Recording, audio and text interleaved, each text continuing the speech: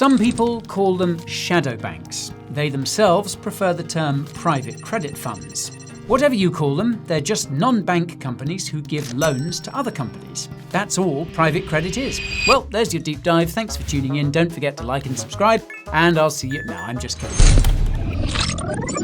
But look, TradFi squares from Bloomberg to the IMF won't stop talking about this private credit thing, and they sound worried. I'm worried. We wanted to know why, and, more importantly, if a catastrophe in private credit could send crypto lower. If you want answers, you'd better keep watching. Companies giving loans to other companies without a bank involved is nothing new. But it wasn't until around 15 years ago that the market for private credit really started to heat up. This is believed to be as a result of the 2008 financial crisis, whose subsequent regulations put restrictions on bank lending. Naturally, this just moved the risk to a different sector. Now, nobody actually knows how big the private credit market is because, as the name suggests, it's private. Like, really private.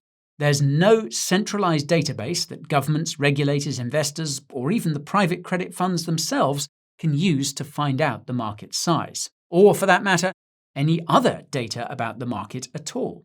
There's no shortage of estimates, but according to the leading researchers in the study of private credit, none of them really stand up to scrutiny. In a recent paper entitled "When the Credit Markets Go Dark," Harvard Law School professor Jared Elias and Duke University School of Law professor Elizabeth de Fontenay found themselves grasping at straws. For lack of a better option, they went with the most conservative current estimate, which places private credit funds' total assets under management at $1.5 trillion. For an indication of how fast the market is expanding, we found estimates saying that it grew from $320 billion in 2010 to $875 billion in 2020 before reaching its current size. Although, how reliable these numbers are is apparently anyone's guess. And what's the future outlook? Well, Morgan Stanley forecasts the market to grow to $2.8 trillion by 2028. And according to Michael Zawadzki, Global Chief Investment Officer at Blackstone, one of the biggest private credit funds, the market could eventually balloon to $25 trillion or even $50 trillion. Zawadzki declined to put a date on this claim, though, so we're not quite sure what to make of it. At any rate, private credit is growing rapidly and is already big enough to be of significance to the global economy. The IMF's current estimate of $1.7 trillion would make private credit about 7% of the credit non-financial sector and about 10% of bank credit. So, the private credit market is booming, but what's driving it? Well, to understand, you need to know a little about how corporate debt has evolved. According to Professors Elias and de Fontenay, the private credit boom is part of a broader trend of debt retreating away from public markets and into shadowy private ones. An earlier face of this trend was described as the incredible shrinking stock market. Basically, large companies are staying private for longer, either delaying or foregoing the IPO process. The number of publicly listed companies traded on US exchanges peaked in 1996 at more than 8,000. But by 2023, that number had dropped by more than 50% to just 3,700, even as stock market indices have repeatedly hit record highs. In 1999, the average US tech firm went public after 4 years, but by 2019, this had increased to 11 years. So, what happened?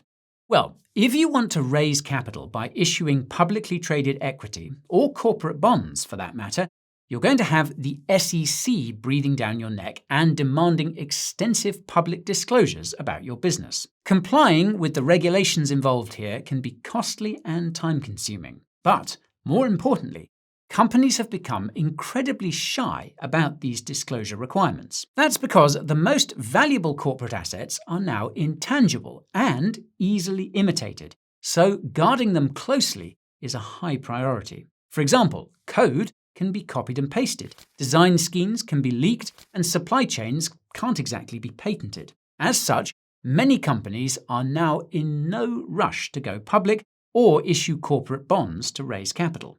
And by the way, if you're enjoying this video so far, go ahead and drop a like, subscribe, and ring that notification bell. You'll be the first to know when we post another video, and it'll give our channel a boost too. Bro Crypto Podcast. Okay, welcome to the Bro Crypto Podcast. I'm Chadimus Maximus, go by MaxChad100 on Twitter. And I am GigaDick, the dude with the biggest P&L in all of crypto. Bro, say what? My P&L is 100% bigger than yours. Bro, please. I was longing Doge and drinking neat Belvedere while you were still spot buying BTC on Mount Gox, bro. Bro, you're still driving a 2020 Aventador. Where's your Bugatti at? Bro, when bonk hits $1, I'm gonna be rocking a super yacht while you're still stuck in traffic, bro.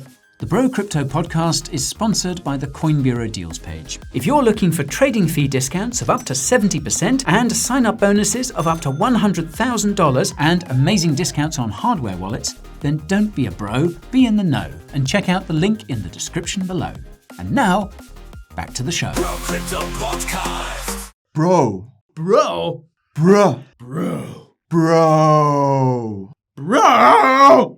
Now, a common alternative to going public or issuing bonds is the broadly syndicated loan, which doesn't come with the same public disclosure requirements. For reference, this is the loan that's arranged by a bank which slices up the debt and sells it to a large number of institutional investors. The borrower ends up with a large pool of creditors, and the debt becomes a financial instrument that's traded on the public market. This has various advantages over a bank making a large loan and holding it on its balance sheet. The risk is dispersed across the many creditors, reducing stress on the banking system in the event of a default. This makes it possible to make much larger loans than any one lender would otherwise be willing to make. But, more importantly, trading of syndicated debt on the public market provides continuous price signals, which are an important macroeconomic indicator. Trends in the corporate debt market can indicate when a certain sector of the economy is in trouble. For example, during the pandemic, the plunging value of hotels and airlines debt informed governments' decisions to intervene or afford them special treatment. In isolated cases, price signals are key indicators for a company's shareholders, regulators, and bankruptcy judges. When a company is in distress, price can reflect how severe the markets deem the situation to be, whether there's a route to repair, or if a company should be liquidated, and so on. All this is supposed to be good for the economy, but it has downsides for borrowers. For example, when your debt is sliced up and sold to 50 different hedge funds, you don't know your creditors from Jack. If you're having a bad quarter and you need a favor, who are you going to call, and why should they cut you any slack? They're all just a bunch of strangers. Not only that, but jumpy creditors can just dump their share of your debt on the highly liquid public markets at the first sign of distress, if they're so inclined. That's certainly an easier option than sticking around and trying to negotiate. Now, as mentioned earlier, the trend away from banks holding massive loans on their own balance sheets saw a quantum leap forward after 2008, or rather, a quantum push by regulators who responded to the financial crisis by constraining banks' ability to make risky loans. The new regulatory environment in the US introduced stringent capital requirements, dictating how much liquidity a bank must keep on hand for loans of different risk levels, as well as other restrictions on risk-taking of various forms. This made direct lending by banks become less profitable, particularly if the loan is considered risky. If your company had revenues of between $10 million and $100 million, you were considered part of the lower middle market and therefore inherently risky. Banks more or less withdrew from this sector of the market, forcing these companies to look elsewhere for funding. However, it's not only the lower middle market. Large companies may be considered safer borrowers, but they want larger loans. For banks faced with capital requirement, this means keeping a large amount of cash idle, and it's not a very attractive business proposition anymore. Big banks have retreated from the direct lending market in general and moved towards a fee-collecting business model that involves more intermediating deals, advisory, and custodial services. They're not big on putting corporate debt on their own balance sheets anymore. For borrowers, syndicated loans are an option. But what if you don't want to be indebted to 50 hedge funds you don't know? What if you can borrow on more favourable terms? And what if there were institutional investors lining up around the corner to offer you exactly that? Well, as it happens, this was another consequence of the 2008 financial crisis. Near zero interest rates created a great reach for yield, where investors accustomed to juicy returns suddenly found themselves dying of thirst. They reached further and further out into the risky world of junk bonds and leveraged loans in search of any kind of yield. Private investors gladly took on all the risk that banks were no longer willing or able to, and they competed with each other to do so. And this led to some really weird outcomes. Competition for risky corporate loans turned into a race to the bottom, where would-be creditors were lining up around the block to accept deals with steadily worsening conditions for themselves. Borrowers were emboldened to give lenders as little as 24 hours to comb through the hundreds of pages of fine print that govern the loan. Some lenders, eager to secure stakes in these popular deals, didn't even bother trying and just accepted, with predictable results. You can actually plot the deterioration in loan conditions for lenders on a graph. Or rather, credit ratings agencies like Moody's can. They have an index that measures safeguards, known as covenants, that are written into loan deals to protect lenders. Staple covenants, including enshrining the right of lenders to seize the borrower's collateral and sell it to recoup some or all of their investment if the borrower cannot repay the loan. Another restricts borrowers' ability to pay old loans with new loans. According to Moody's Covenant Quality Index, loan conditions have been worsening for creditors for more than a decade. They fell below the threshold for the weakest category in 2014 and have continued to decline almost ever since. Borrowers, meanwhile, have had a field day, or rather a field decade, exploiting loopholes in the fine print that empower them to abuse their creditors. There were many such cases, including the famous adventures of J. Crew, whose creditors got J screwed in cartoonish fashion. If you need a laugh, go Google that case. Anyway, all of this created a raging paranoia in the credit market. Lenders even started conspiring against one another in a bid to see who could get screwed less, in a phenomenon known as creditor-on-creditor violence. These conditions created the perfect environment for the rise of private credit, specifically private direct lending, which makes up most of the market. In a recent interview with Bloomberg, Elias summed this up with an anecdote. Quote, "One hedge fund manager told me, I can't afford to invest in a small loan because, unless it's a big loan, I won't be able to pay the legal expenses of defending it while still earning a return because it's just become so expensive and litigious to invest in debt. Solution? Private credit. Instead of negotiating with multiple lenders, there's one lender. All of the investors who want exposure to fixed income, they give their money to the private credit asset manager. The private credit asset manager isn't going to do bad things to some of its fund investors to the detriment of other fund investors. Now, to be clear, there's not always only one lender. It may be a small number of partnered private credit funds. But this is more likely to be 3, 5, maybe 10 partners as opposed to a broadly syndicated loan with 20, 50, maybe even 100 distant creditors. This does seem like an elegant solution. Proponents of private credit describe it as a highly civilized market where everyone wins. It's refreshingly violence-free for lenders who can enjoy double-digit returns in exchange for the premium service they provide to borrowers. For the borrowers, this service means no more going to a bank, going through a credit committee, going through the loan syndication process, and having the bank look around for dozens of investors to buy your debt. You can just call a private credit fund and they'll build a bespoke deal and put a check in your hand before you know it. Another feature of private credit is that there's no secondary market where it's traded. It's extremely illiquid.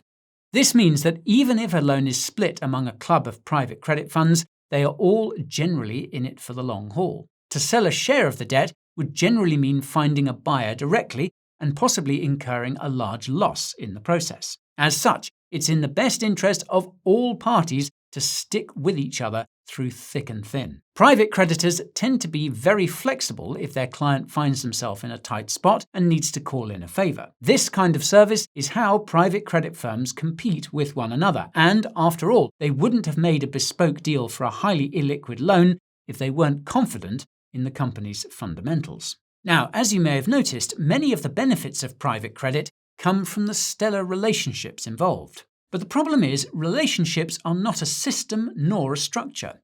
They are the players and not the game. So, what's to stop unscrupulous participants from entering the market? And, for that matter, is the private credit game really so much better than the rest of the credit market? Proponents may point to supposedly low default rates in the private credit market as evidence of a more robust structure. But this is arguably only because the boom in private credit is such a new phenomenon. There's been no full-blown recession in the United States since 2008, meaning private credit has not been cycle-tested, as they say. And let's suppose low default rates are indeed an intrinsic feature of private credit. Believe it or not, but this might not be a good thing. Some companies die for a reason. When a business is in trouble, creditors will sell their share of its publicly traded debt, causing the price to fall. If no buyers step in, it suggests the market doesn't believe the company can be saved. The company may be able to negotiate with creditors and refinance their loans to buy some more time. And maybe this is enough to get it through a rough patch. But if a company is really no longer viable, default is only a matter of time. Their credit rating will be publicly downgraded, and if a bankruptcy is on the cards, the whole world can see it coming because of these market signals. But when the credit market goes dark, as Elias and de Fontenay put it, all of these signals go away. In the world of private credit, there are no ratings and no mark-to-market, meaning that the price of debt is not regularly updated to reflect changes in its value. As a result, it's difficult to have confidence in valuations, which tend to become stale. And when a lender or borrower are locked into an illiquid deal based on a tight and insular relationship, does anyone have an incentive to admit when a company actually needs to file for bankruptcy, be restructured, or liquidated? As a CEO with a flexible line of credit, why would you give up? And as a private credit fund, bending the rules of a loan may not be ideal, but it's much better than having one of your portfolio companies go bankrupt. A headline like that could end up costing you much more in the future than just amending, extending, and pretending that everything is fine in your portfolio. Look, everyone, we really know how to pick these winners, and we're such great partners to them too. The structure and incentives involved in private credit theoretically enable all parties to kick the can down the road until a business is so eroded that nobody can keep up the act any longer. With the private credit market apparently becoming so big, this could happen on an industrial scale, creating a wave of zombie companies burning through cash and contributing nothing to the economy. If a macroeconomic shock does come, it will likely be the straw that breaks the zombies' backs. But unlike companies with publicly traded debt and credit ratings, nobody will see the collapse coming until they're too late to be saved. As such, private credit could be the house of cards that you only see when it causes the bottom to fall out of the economy much harder than anyone expected. Now, if private credit does indeed turn into rocket fuel for a recession, investors will flee from risk assets and crypto will likely be hit hard. Altcoins might be wrecked beyond recognition, but it'll be interesting to see how Bitcoin responds. Now that we have Wall Street peddling the digital gold narrative, it could become a new candidate for a flight to safety.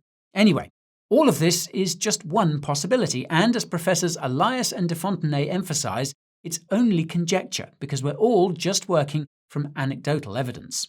Nobody has any reliable data about the private credit market. It's unrated, it's unregulated, and if it's really all sunshine and rainbows, they're doing a damn good job of keeping everyone in the dark. As such, hopium might actually be our only salvation, because the only thing we are sure of is that private credit is growing extremely quickly, almost like something inflating. And remember that excited guy from Blackstone saying how it could grow to be a $50 trillion market? Sounds pretty exuberant to me. Maybe even irrationally so. Irrational exuberance. Now, where have I heard that before? Right, that's all for today, folks. Let us know what you think about this private credit thing in the comments. And while you're at it, smash the like to give this video a boost, subscribe to the channel, and give the old bell a jangle to stay in the loop with our next upload. As always, thank you for watching, and I will see you next time. This is Guy, signing off.